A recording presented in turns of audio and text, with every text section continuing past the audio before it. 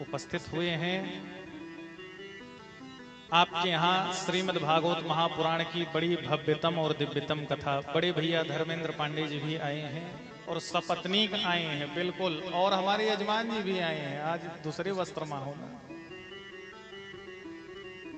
हमारे यजमान जी दादाजी, आदरणीय दादाजी उपस्थित हुए हैं। इन्हीं को हमने कथा सुनाई और जैसे बाबा आप कथा सुन रहे हो, ठीक एकदम वैसे ही कथा आपने भी सुनी थी।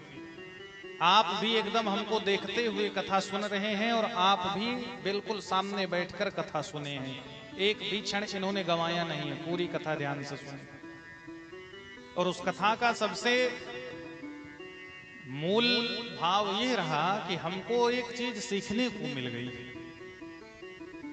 सीखने को तो बहुत कुछ मिला, लेकिन एक बहुत बड़ी चीज सीखने को मिल गई, वह है सहनशीलता, जो मेरे अंदर बहुत कम है।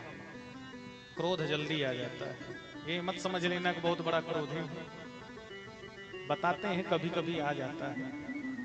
व्यास जी बैठे हुए हैं, एक बार व्यास जी उसी आसन पर खड़े हो जाएं, आप सब लोग आपका दर्शन कर लें। एक बार जोरदार तालियां व्यास जी के लिए आप लोग बजाएं। तो व्यास जी के यहाँ हमने देखा कोई और सबको बहुत अच्छी व्यवस्था किए थे, टेंट लाइट पंडाल साउंड सब ऐसी ही व्यवस्था वहां भी थी। कहीं से कोई गड़बड़ी कर रहा हो, एक बार बोलते थे, दो बार बोलते थे, उसके बाद कहें भैया अब तुम्हारी इच्छा, जैसा करना हो करो। उचित धनराशि सबको इन्होंने दी थी, लेकिन पूरे कार्यक्रम में इनको एक दिन भी मैंने क्रोध में नहीं देखा, एक भी दिन। कोई बहुत बड़ा कार्य बिगाड़ रहा था मेरी आंखों के सामने, महाराज जी भी उसे देख रहे थे, परिवार भी उसे देख रहा था, लेकिन इन्होंने एक बार समझाया, दो बार समझाया, बोले तुम्हारा 1 रुपया नहीं काटूंगा, ये काम कर दो। उसने नहीं किया और इनकी सहनशीलता से मुझे एक बहुत बड़ा गुण प्राप्त हो गया। जीवन में यदि सहनशीलता है तो आपके आयोजन में कोई बाधा पहुंचाने वाला नहीं पैदा है। पूरा आयोजन निर्बाध रूप से परिपूर्ण हो गया और प्रसन्न रूप से संपूर्ण ब्राह्मणगण वहां से विदा हुए। ऐसे महाराज जी का आगमन हुआ है, पूरे परिवार के सहित, सपत्नी बैठे हुए हैं, पिता के सहित बैठे हुए हैं और आपके यहाँ से सब लोग बहुत प्रसन्न हैं आपकी सेवा से। प्रेम से बोलिए वृंदावन बिहारी लाल की जय। जो स्वयं एक कथावाचक हैं और मुझसे 6 वर्ष पहले से कथा कह रहे हैं। मैंने सन 2014 में कथा कहना शुरू किया और महाराज जी लगभग सन 2009 से कथा कह रहे हैं।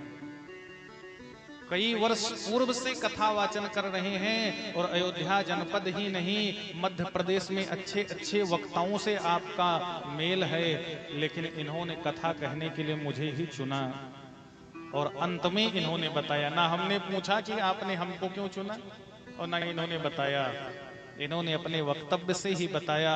वो चीजें मैं आपको नहीं बता सकता हूं, जो जो शब्द कहेंगे नहीं उसमें बड़ाई कहेंगे कि अपने मुंह से कर रहे हो, वो मैं करना नहीं चाहता हूं। आप सभी लोग समझ रहे हैं कि स्वयं एक वक्ता होते हुए कथा को शास्त्रीय मर्यादा से करवाया जाए, उस हेतु अपने पिता की कल्याण के लिए इन्होंने और बड़े भैया धर्मेंद्र पांडे जी ने वक्ता का चयन किया और बड़ी सुंदर कथा हुई।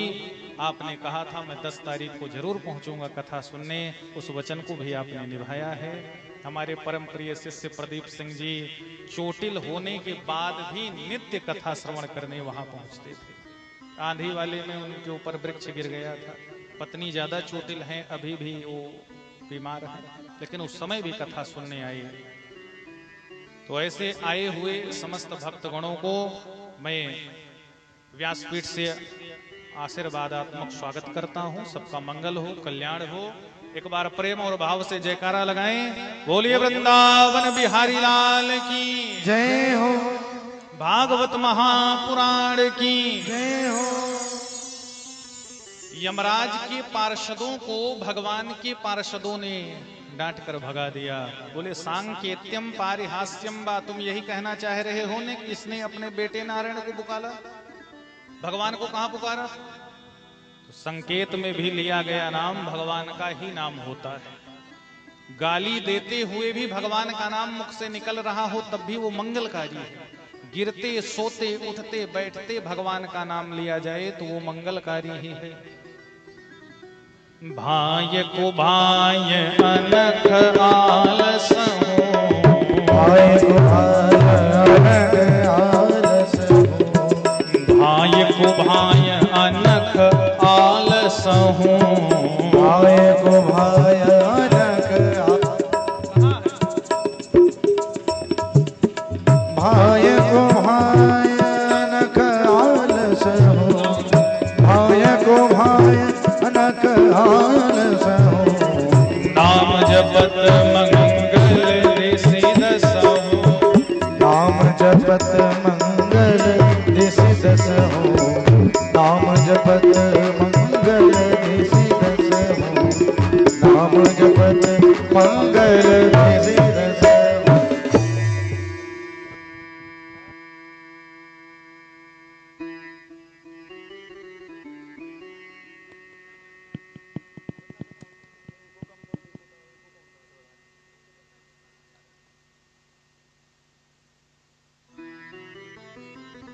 बोली वृंदावन बिहारी लाल की जय हो, श्याम सुंदर भगवान की जय हो।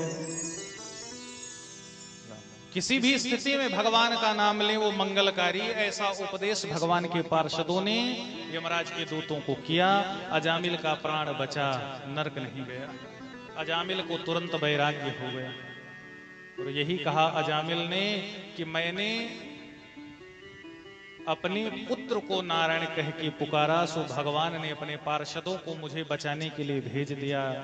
अनजाने में भगवान का नाम लिया तो बच गया नरक में जाने से, और यदि जान समझ करके भगवान का नाम ले रहा होता तो फिर ये समय ही क्यों आता। तुरंत अजामिल ने घर परिवार की आसक्ति को त्याग दिया, कन्नौज से हरिद्वार की यात्रा कर लिया। हरिद्वार के जंगलों में जाकर के बैठकर केवल एक काम किया, भगवान का नाम लिया, और नाम लेकर के अजामिल की मुक्ति हो गई। अजामिल का मंगल हो गया, मुक्त हो गया, भगवत धाम चला गया। जिसने जीवन भर पाप किया, माता पिता को कष्ट दिया, पत्नी का त्याग किया, उसने भगवान का नाम अनजाने में ले लिया तो उसकी सदगति हो गई। इसलिए कहते हैं भगवान का नाम सब लोग लिया करो। एक भक्त ने कहा कि नाम भगवान का जो दिल से लिया करते हैं, नाम भगवान का जो दिल से लिया करते हैं, उन्हीं भक्तों को प्रभु प्रेम किया करते हैं। उन्हीं भक्तों को प्रभु प्रेम किया करते हैं। ओ उन्हीं भक्तों को प्रभु प्रेम किया करते हैं। उन्हीं भक्तों